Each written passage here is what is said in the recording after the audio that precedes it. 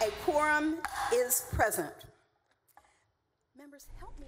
Today, the new legislative session was gavelled in. Some of the big issues lawmakers in Austin will have to tackle: school finance reform, debates over property taxes, and the push to end daylight saving time. Another big issue, legalizing some form of marijuana. 2/3 of states have legalized it. Could Texas be next? Stephanie Whitfield breaks down a slew of pot proposals.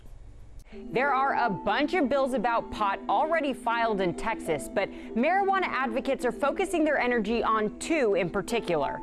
The first has to do with medical marijuana.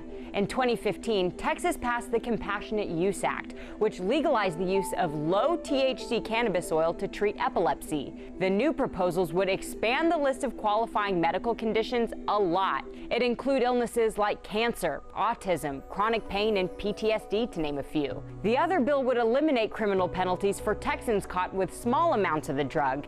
Instead of a criminal penalty, offenders would get a fine. Sound familiar?